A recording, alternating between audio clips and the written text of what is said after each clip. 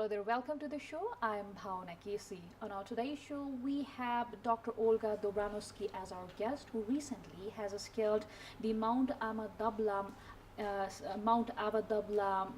mountain, which is the mother's necklace in Sherpa language. She is also a full-time physician. And Dr. Dobranowski, welcome to the show and thanks for joining us. Good morning. Thank you for having me here. Okay. You have just scaled Mt Ama Dablam. That is 6,812 meter tall, that too solo and unsupported. How was your experience? It's a challenging mountain. The reason I chose that mountain is that it's one of the most beautiful, iconic peaks in Himalaya. But in the same time, it's a technical mountain. So doing that unsupported, meaning I had to carry all my gear, I had to prepare all my meals, I had to carry all my tent, was definitely challenging, but very rewarding. You mentioned that Mount Ama Dablam, it's a technical mountain. What makes it different from the other mountain peaks? That it has to be called, it's a technical mountain in terms of climbing. So technical aspect means that there is a part of rock climbing and mixed climbing and ice climbing. Compared to other mountains, it means it's much more challenging, much more risky. Typically, people place gear, rope up, and it's definitely much more challenging in terms of technical aspect of climbing. So, the climbing you had done, it was solo and unassisted. So, how you managed to do that yourself, and how many days it took you to reach the peak of the mountain? So good question, because one of the other technicality and difficulty with the mountain is obviously the altitude. And most people, when they try to climb Ama Dablam, they take about a month. So on average, it takes 30 days for the entire expedition. And I did it in 7 days after reaching base camp. So 3 days after I arrived to the country, I reached the base camp, and immediately the next day I started climbing. And it took me 7 days to summit. Unfortunately, on my summit day, we were hit with a very bad storm and cyclone, Fani. So the recent cyclone. The very recent cyclone. The very recent cyclone was exactly that last the eastern coastal areas of India, and it has impacted Nepal as well. Correct, exactly. And I was unaware of that timing. So it hit exactly around the same time that I was on the summit. So I experienced extremely strong winds and very bad weather, and while descending, I did use a fixed line in some of the sections that were challenging just for the safety, just for the protection. So it was not part of my plan to use the fixed line going up, and I didn't have to do it. But after the cyclone hit the mountain, it was just very dangerous. So you were not pretty prepared for that, but you just managed the whole thing. Correct. You are also a practicing doctor, quite amazing. You are a practicing doctor, a full-time physician, and a mother as well. You indeed are an inspiration, but what inspired you to choose the mountain climbing? Well, I think I've been in the mountains most of my life. I think I climbed the mountains since I was a little child. I grew up in Poland, very close to Tatra National Park, and my dad was probably the first person who took me on the very first peak when I was 6 or 7. Which one was your first peak? You know, I can't even remember, because I was 6 or 7 when I was trying to climb first mountains, so and I've been doing that ever since. So you're the type of person who are quite much familiar with the mountains and the altitude? I think so. I think so. And that's a plus point, you think? Yes. So what was the thing that always inspired you, that besides the medicine, besides pursuing the medicine, you also wanted to pursue the mountain climbing? I think it's kind of a rewarding experience for me to be in the mountains. Whether I climb the mountains or ski or go for a run, I just enjoy being in the mountains. That environment is very soothing, and I think it helps to balance the stressful life of medicine and practicing medicine. So I think without mountains, my life would not be complete. Okay. Talking about Nepal, it is a home to some of the tallest peaks of the world. So any plans in future to scale the other mountain peaks, because Nepal has the tallest peak in the world as well? Definitely. And I've been, so like I said, I grew up in Poland, and Polish mountaineers has very strong background in scaling big Himalayan peaks. And I've been admiring Polish Himalayan alpinist ever since I was a little child. And I think this is definitely part of my future. Which one and when, time will tell. How you manage your expedition trips? I think the biggest challenge comes in balancing everything before the expedition. So not only taking time off from work, but also making sure that I can work and train and prepare the expedition and still function in a family. So being a mom, a doctor, training in the same time, and preparing expedition, that's the biggest challenge. But in the same time, that's the biggest reward also. So how much do you take time to prepare, to manage all the time, to scale any of the mountain peaks? So that's a good question, because as a physician, I cannot take as much time off as other people. I simply cannot take a month off to come and climb Ama Dablam. But otherwise, if I come here and expect that I'm going to be able to climb that mountain in a very short period of time, it wouldn't be safe. It would be simply dangerous. So what I'm trying to do, and it's my personal scientific experiment, is how much training and how much preparation before the expedition, and also how much pre-acclimatization I can achieve at home while I'm working before I even come to the country to climb the mountain. And so that's part of my biggest job. I was training fairly hard, systematically before the expedition. That's the fitness training. But I also had been using a hypoxic tent, which is a form of a tent that I use in my own bedroom, which allows me to prepare to a lower oxygen content. And it's a form of pre-acclimatization. There's newer and newer studies and research being done on that subject, and it's fascinating because, for one, it might be able to allow us to scale those big mountains in a shorter period of time still safely, but maybe also it's a role that it will be a role in that technique, using that technique to decrease the prevalence of altitude illness in trekkers and climbers. So you have climbed many of the mountains solo and unassisted. Few of them, yes. Few of them, okay. And you have climbed the other mountain peaks in the other continents as well? Correct. So for example, last year I climbed Aconcagua, which is the highest mountain in South America, and I climbed Denali, which is the highest mountain in North America. And in fact, I actually skied off the summit of Denali, also solo, unsupported. Okay. So you have climbed those peaks solo and unsupported. So you have been on the trips solo and unsupported quite a time. So what is the advice that if you have to give to other climbers who are preparing to scale any of the mountains solo or unassisted? It takes a lot of experience. It's not something I would recommend. Experience and courage as well, maybe. I think so. That's a good point. But definitely a lot of comfort comes with the experience. And this is not something that I would recommend to a brand new alpinist who is just scaling their first mountains.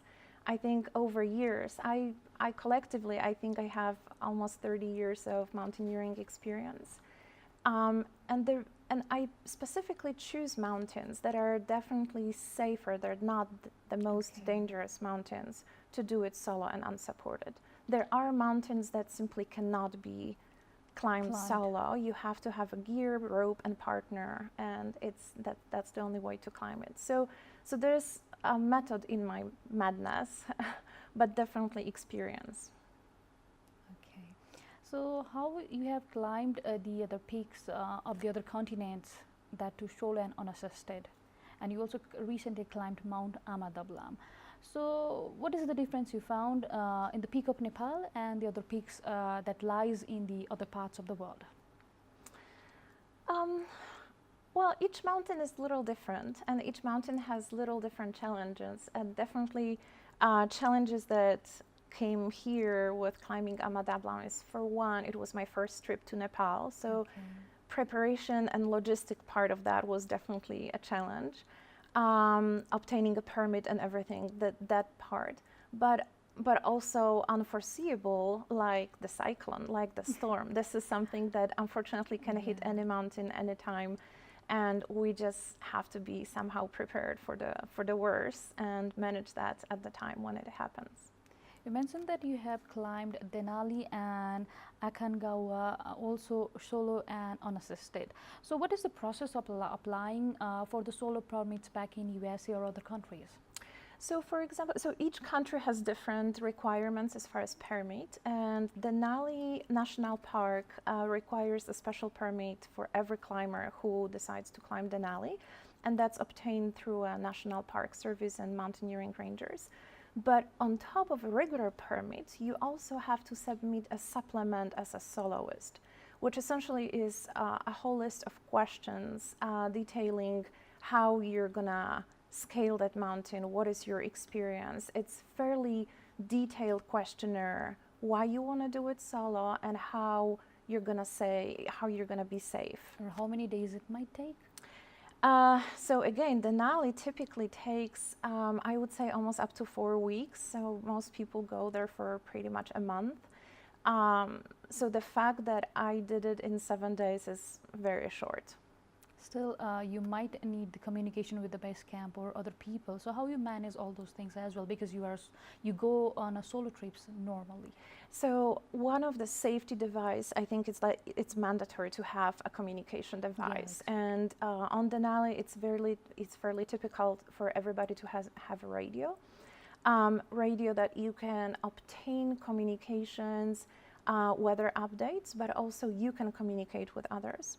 I also always carry an InReach phone, which is a form of satellite communication device that is not a satellite phone, but does allow me to text back and forth. So I was able to stay in touch via that communication device. But in case of Mt Ama Dablam, maybe you are not transmitted the message that the cyclone is hitting around?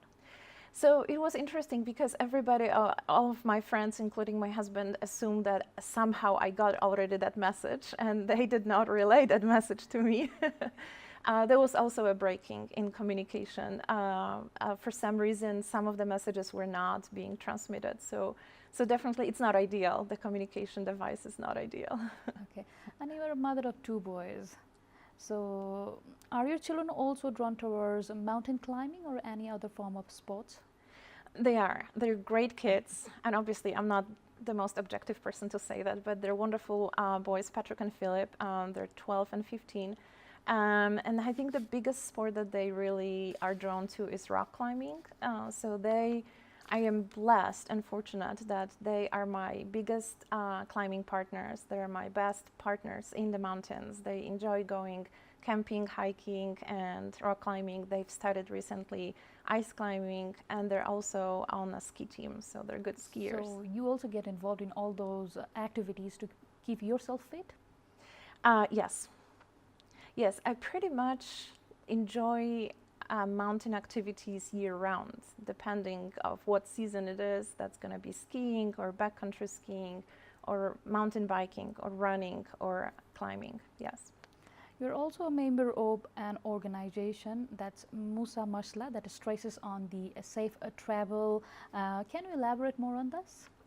Yeah, so for example, one of the projects that Musa Masala has is safety of traveling and trekking in Nepal, and oftentimes it's providing education about, for example, altitude illness, and they've printed little cards that are being distributed fairly wildly about different tips, how to prevent altitude illness, what to do when those symptoms occur, etc. So it's very helpful and very educational.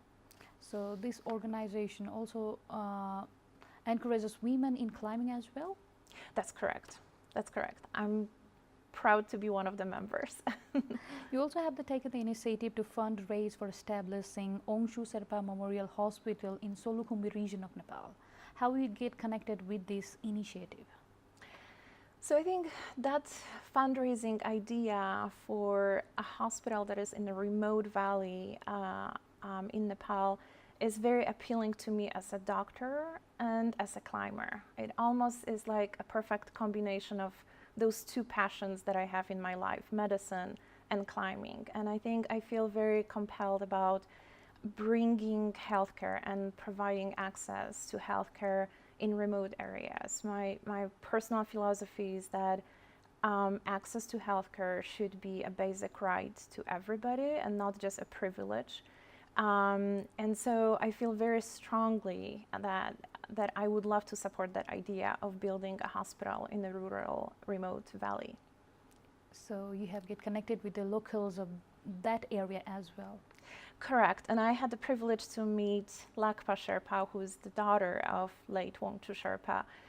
He was a mountaineer, very well known in American climbing circles. Unfortunately, he died of a cancer a few years ago.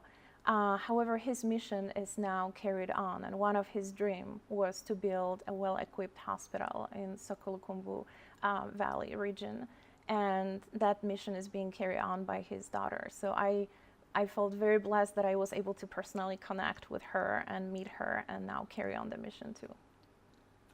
Again, you are a doctor yourself, so there might be times that you want to share your success stories to people, your patients, or to other people as well. So what are the success stories that you normally tell to people just to motivate them or to inspire them? I think I'm not so much a person who would tell the story rather than just live by the example. And I think the biggest success that I can share is simply happy balance of everything that I do in my life. Meaning I'm a successful physician, I'm a very I'm successful athlete or a climber and mountaineer, but also I'm happy on my personal level, and combining all of that is probably the biggest message that yes, it's all achievable, it's doable. You can have a full-time job, you can be a woman, mother, you can be an athlete, and you can go on big mountain expeditions. That itself is an inspiration, I think. Hopefully. So are you involved in other kind of social organizations back in US as well?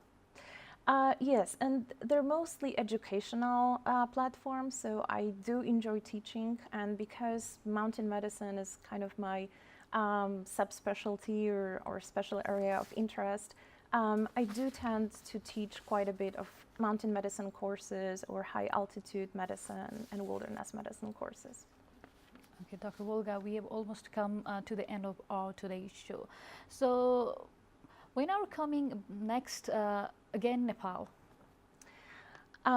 Good question. Probably very soon. I tend to choose the mountains that I like to climb based on how beautiful they are, how iconic they look, and based on how they look in the photographs. There's so many beautiful mountains in Nepal that I think it's just a matter of time that I'm going to be back. So any mountains on the mind? Not anything specific, but but it will come very soon probably. So you're planning the next solo or unassisted trip as well, or you want to go on a group? That I haven't decided. I think it depends on a specific mountain. So once I have a specific objective in mind, then I can decide if it's doable to do it solo. Okay, thank you for joining us. Thank you very much. It was a pleasure. Dear viewers, that was Dr. Olga Dobranowski, who have recently scaled Mt Ama Dablam, and she also has scaled other mountains in the parts of the world solo and unassisted. With this conversation, we come to the end of today's show. Thanks for joining us. Have a great time ahead, and namaste.